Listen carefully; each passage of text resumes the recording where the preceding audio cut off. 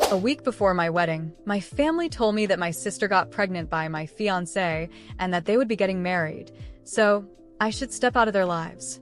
I cut off my family for 2 years, but then my mom appeared at my door with a kid asking me to show mercy to my unfortunate sister and take care of it because it's my blood after all. For context, I had been with my ex Rob for 3 years when we got engaged and when he decided to start cheating on me with my sister.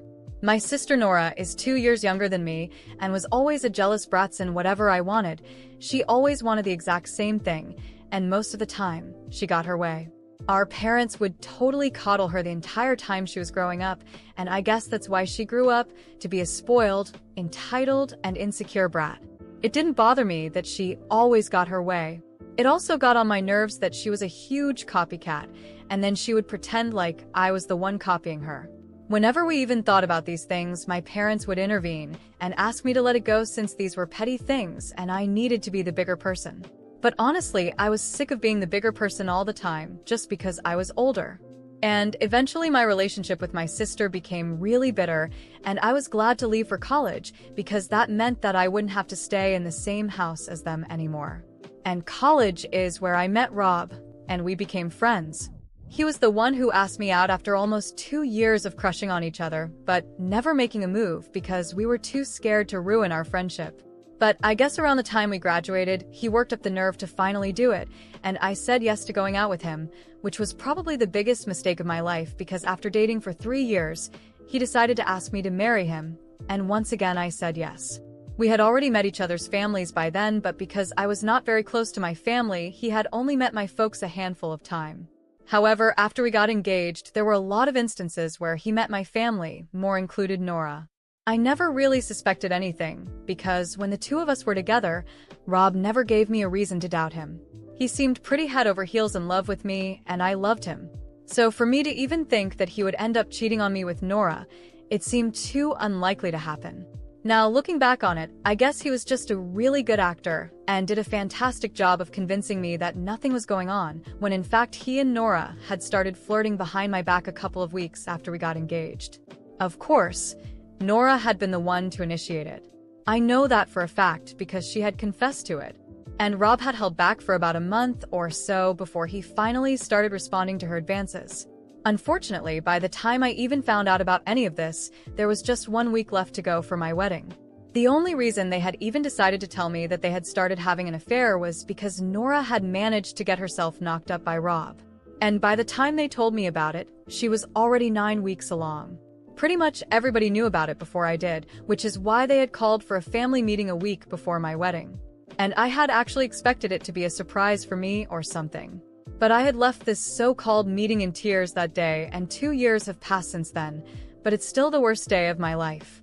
My parents were there, Rob's parents were there, and of course Rob and Nora were also there. They sat me down, and the two of them told me that a couple of weeks after my engagement, Nora had reached out to Rob and started flirting with him. And he hadn't responded at first, but slowly he started warming up to her because she was funny and kind of cute. They figured that it was just a bit of harmless flirting, and at first they were just joking around, so it seemed like banter, but before they even knew it, they had started falling for each other. Nora told me that she had only started flirting with him because she felt like messing with me, but apparently, according to her claims, she did not have any actual intention of ruining our relationship or falling in love with my fiancé. And as for Rob, his excuse was that he had just started thinking about life after marriage, and this was his way of relieving the stress that he was feeling about the upcoming wedding and stuff. Both of them had pretty lame excuses, and I definitely didn't believe what Nora was saying about her not having any intentions of ruining anything for me, and that the affair had just happened out of the blue. The bottom line was that my fiancé had cheated on me with my sister, and now Nora was pregnant with my baby.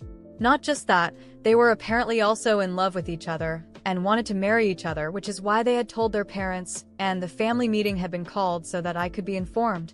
Everything had already been decided. They had just wanted to let me know about it. And it's not like I could do anything about the situation at that point, so I just had to deal with it. The families had been told the truth about a week before me, 2 weeks after Nora and Rob found out that she was pregnant. And all of them had discussed the way to go about this in the future, and had come to the conclusion that I just had to deal with it because obviously Rob couldn't marry me anymore.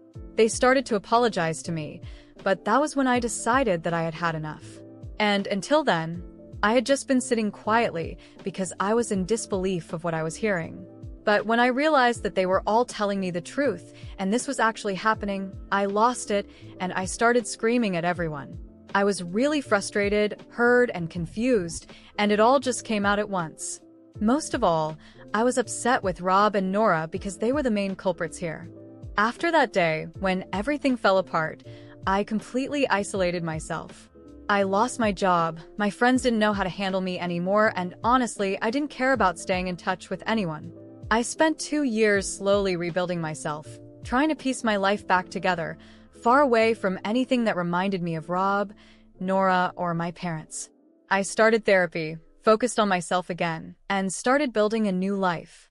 Then, one random morning, my mother showed up at my door, holding a child around 1.5 years old, asking me to help take care of her because Nora was struggling. Apparently, the great love story that Nora and Rob believed they had didn't withstand the reality of raising a child and building a life together. Rob bailed out a few months after the baby was born, running away from his responsibilities as a father and leaving Nora alone. Of course, my parents did everything they could to support her, but the truth is that my spoiled sister had no clue how to take care of a child, let alone support herself without relying on others. My mother, in her usual way, tried to manipulate my emotions, saying that Nora was sorry and that the child wasn't at fault. She expected me to show mercy, to accept a role they had decided for me 2 years ago, without even consulting me. "It's your blood, sweetheart," she kept repeating, her voice breaking as she held the child. "You need to help. Think about Nora. She's desperate." I looked at that scene with a mix of disbelief and anger. My mother stood there, trying to shove all the responsibility for the situation onto my shoulders, as if I were the only solution to the problems Nora had created herself. As if it was my duty to take in a child that, to me, symbolized betrayal and abandonment. And at that moment, all the resentment I had been holding onto for years came out. I looked my mother straight in the eye and let out everything that had been stuck in my throat. "You expect me to help? After everything you all did to me? You literally pushed me out of your lives so Nora could have what she wanted. You chose her side. And now, because her life isn't the fairy tale she expected, you think I should fix everything? Don't you have any shame?" My mother, shocked by my reaction, tried to speak, but I didn't let her. I continued, not giving her a chance to defend herself. "You made your choices, now deal with them. I tried to move on and rebuild my life, and you only showed up now because you realized I don't need you anymore. I'm not going to help. I'm not going to take care of her kid. He's not my problem. And by the way, tell Nora that if she wants to be a mother, it's time to grow up and take responsibility. And if she can't, she should go after Rob, since they loved each other so much." My mother started to cry, but to me, those tears meant nothing. It was the same drama I had seen my entire life whenever things didn't go the way she wanted. She mumbled something about me being cruel, but honestly, I didn't care what she thought of me anymore. I shut the door in her face without looking back and let her deal with her own pain, just as I had to deal with mine. In the days that followed, I heard from acquaintances that Nora was spiraling even more. Rob, on the other hand, had moved to another city, living a completely new life and, according to rumors, was already in another relationship, completely ignoring the existence of his own child.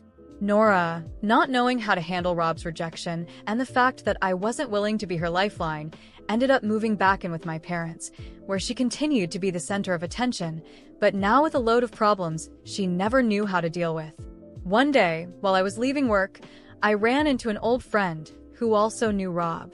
She told me, unfiltered, that he had lost his job and that his new relationship wasn't going well either.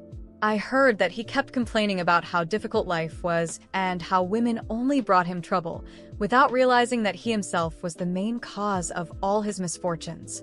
It seemed like life was finally catching up with him. Nora, meanwhile, kept complaining about how things weren't fair, never admitting that she had dug her own grave. I heard that she started making videos online, trying to sell an image of overcoming struggles, as if life had been cruel to her for no reason, conveniently omitting the whole story of her affair with Rob and how they both betrayed my trust. That made me laugh, but it also left a bitter taste, because I knew that, one way or another, she continued to live in a world of illusions. But me? I felt free for the first time in a long while. For the first time, I wasn't carrying the weight of my family's expectations, or the burden of being the oldest and the bigger person. I focused on living my life the way I wanted, without looking back. I adopted a dog, made new friends, got back into painting, and started planning a trip around the world, something I had always dreamed of, but never had the courage to do. And even though I still felt anger and pain over everything that had happened, I also felt something I never thought I would. Relief. Relief for finally having stopped being Nora's shadow, and for having found my own path. It wasn't a happy ending in the traditional sense, but for me, it was the best kind of revenge. Living well while they drowned in the consequences of their own actions. After refusing to help my mom with Nora's situation, I threw myself into my plans and dreams that had been postponed for so long. Over time, my passion for painting, which had once been just a simple hobby, began to flourish in ways I never thought possible. I opened a small online gallery to showcase my work, and to my surprise, sales began to grow quickly. Gradually, what had been a personal therapy turned into a solid source of income. Recognition began to follow, and my art started being displayed in a few local galleries. With this success, I finally managed to fulfill my dream of traveling the world.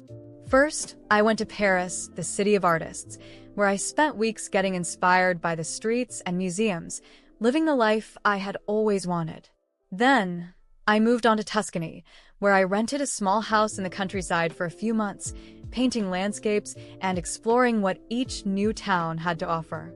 It was a life I never thought possible for myself, especially after everything that had happened with Rob and Nora. Meanwhile, their lives continued to fall apart. I kept minimal contact with a few people from my old town, so every now and then, stories about Rob and Nora reached me. Apparently, Rob couldn't keep a job for long and was sinking deeper into debt. Nora, on the other hand, was still living with my parents, complaining about the lack of opportunities and how unfair life had been to her. She tried to pick up some temporary jobs, but nothing seemed to stick. Between complaints on social media, she tried to present herself as overcoming the hardships, but those who knew her well saw right through the facade. And then, the moment came when they started asking me for money. First, it was my mother, trying to be subtle, mentioning how tough things were at home and how any help would be greatly appreciated. Then, Nora began messaging me directly, saying that she regretted what she had done and just needed a little help to get her life back on track. Rob even reached out, albeit more subtly, sending an unexpected message saying he wanted to talk and resolve things from the past. I knew these attempts were more about their interest in my money than any genuine desire for redemption or reconnection. They never truly cared about how I felt when everything happened. And now that they were struggling, suddenly I was their easy solution. But I wasn't the same person I used to be, the one who always put others' needs above her own, who gave in to their requests. That version of me that they had known was long gone, left behind along with the days when I cried because of them. So instead of letting myself be dragged back into their new attempts at manipulation, I did something I should have done a long time ago. I blocked them all. My mother, Nora, even Rob. I cut the last thread that still connected me to them. It was an act that brought me immediate relief, a sense of freedom that I had never experienced before. It was as if, finally, I had stepped out of their shadow, living entirely for myself. My life continued to thrive. I kept traveling and exploring new places, always with my loyal dog by my side, who became my companion on all my adventures. My paintings gained even more recognition, and my online gallery started attracting international buyers. With every new destination I visited, I felt increasingly distanced from that painful past. And while I discovered new cultures, made friends from different parts of the world, and reconnected with myself, I heard through a mutual friend that Nora and Rob were more lost than ever. I was told that my parents could no longer afford to support Nora, and that Rob was facing legal issues due to his debts. They were trapped in a never-ending cycle of struggles, growing more desperate each day. And ironically, I realized that even with all the pain they had caused me, they had never learned how to deal with the consequences of their own choices.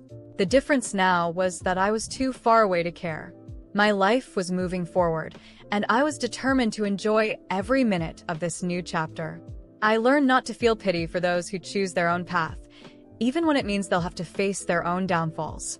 And the truth was that, after so much heartache, it was liberating to know that I was finally the only one responsible for my destiny, and that their choices no longer had any impact on me. So I allowed myself to smile. Smile at the mornings when I woke up with the sun shining through the window of a new city, smile while painting in a cafe along a canal in Amsterdam, and smile at the thought that, of all the possible versions of my life, I had chosen the happiest one for myself. And as for Nora, Rob, and everyone who tried to bring me down, they were left behind, exactly where they deserved to be, in the past. Years after that tumultuous period, my life took an even bigger turn. During one of my travels around the world, I met someone special. His name was Daniel, and we met by chance at an art exhibition in Lisbon. He was an architect passionate about his work, and our conversations flowed as if we had known each other for years. What started as a friendship between two souls who loved art and architecture quickly turned into something deeper. Daniel not only supported my artistic journey, but also helped me believe in love again. He respected my past and never tried to rush or pressure me into anything I wasn't ready for. Instead, he walked by my side, patient and steady, and little by little, I found myself falling for him again. So, when he proposed to me on a small beach at sunset, I said yes, without hesitation. We got married in an intimate ceremony, surrounded only by a few close friends and new people who had become my family over the years. I didn't invite anyone from my past. That moment was just for me and Daniel, free of any old burdens. On that day, I felt like I had finally found the peace I had been seeking, and with him, I started a new chapter in my life. A chapter that was entirely my own, far away from the shadows of Nora, Rob, and even my parents. As I moved on, I heard through acquaintances that Rob and Nora hadn't been so lucky. That great romance that started with betrayal crumbled shortly after I cut ties with them. The daily grind, combined with the pressure of raising a child and unmet expectations, quickly shattered the illusion of happiness they had built. Rob, unable to handle the difficulties and responsibilities of parenthood, left Nora and the child behind, trying to start over somewhere else. But things didn't go as planned for him. Without a steady job and with mounting debts, Rob found himself in serious trouble. And Nora, who had always relied on others to solve her problems, found herself completely alone. Desperate to make ends meet for herself and her child, she decided to sue Rob for child support. The lawsuit dragged on for months, and the few mutual friends I still had kept me updated on the details, which sounded like something out of a soap opera. The court eventually ruled in Nora's favor, and Rob was ordered to pay child support. This only made him angrier, as he had always blamed Nora for everything that went wrong in his life. Ironically, he even tried to appeal to the court, asking for a reduction in payments, claiming that his financial situation was unsustainable. The two of them were further entangled in legal battles, throwing accusations at each other and blaming one another for the collapse of everything. Every time I heard about the unfolding chaos, I didn't feel any pity. On the contrary, there was a sense of relief, almost a confirmation that, in the end, life has a way of giving everyone what they deserve. I didn't have to seek revenge or fight to expose their lies or demand justice. Life did that for me, slowly and painfully for them, but for me, it served as a reminder that some people simply reap what they sow. While Rob struggled to stay out of trouble and Nora tried to survive the reality she'd created, I was living a life I could have never imagined even in my best dreams. Daniel and I bought a house in a small coastal town where I opened my own art studio, and he set up his architecture firm. We spent our mornings together, walking along the beach with our dog, while I felt lighter than ever. One day, while we were sitting on our porch, watching the sunset, Daniel held my hand and said he wanted to start a family.